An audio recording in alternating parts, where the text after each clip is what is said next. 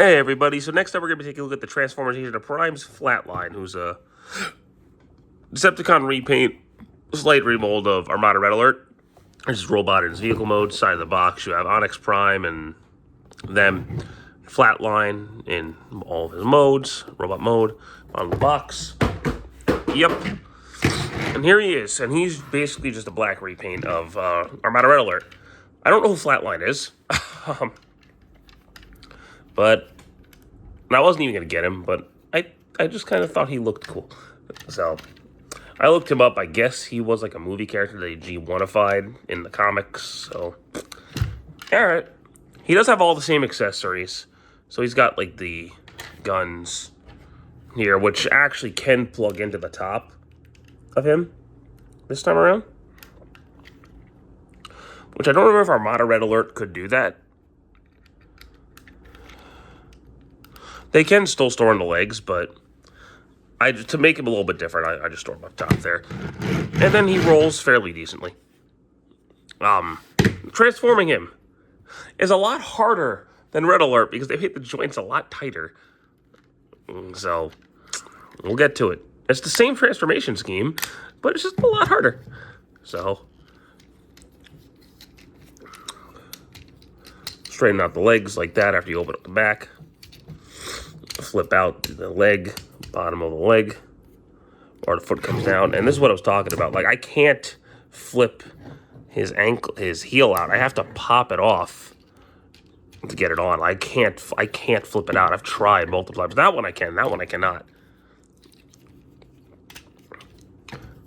Rotate the arms around. Flip this out. Rotate all that down. There you go. And as you can see, he has two hands. And weirdly enough, this is the one that's removable. So, there's some definite remolding going on here. Flip that down, though. Flip that back. Flip this out. And I cannot get his head out without some sort of tool. I cannot do it. Like, I try... And I try, and I cannot get his head out. So give me a second. All right. And then after you get his head out, you close that up, flip that down, and there you go. There is Flatline, and I think he legitimately looks cool. The dark color scheme, the new head, having an extra hand, he does look cool. He looks very sinister, actually. But he's just, I don't know who he is.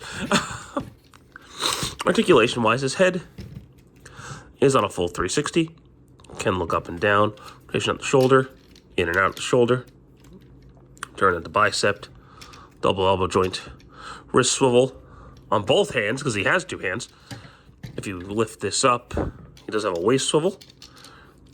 Legs can go forward and back, in and out, turn at the thigh, knee joint, ankle pivot. I thought about rotating this to make him different than Red Alert, but it just doesn't look right.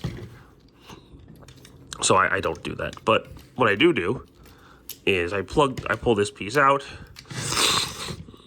and I use this as like a little knife that he kind of like holds under his hand, like a hunting knife. Then I give him this gun, which, I mean, you can, like, if you want to, take his hand off and put the pieces like Red Alert in the hand, but for him I don't do that. For him I just give him a murder weapon, because this guy just seems like a murderer. We'll name him like Flatline. He just sounds like a murderer. But he's a cool one. I don't know if I like him more than Red Alert, because I know who Red Alert is, and I don't know who Flatline is. But he does look cool, like I said. The problem is his joints. Most molds, when they have a second run, get looser. He has the opposite problem. He got way too tight. So he's really hard to transform for that reasons. But if you like how he looks and you like the mold, then yeah, by all means, pick him up. He's not a bad figure. It's just the tolerances are just a little too tight. But you know, to each their own.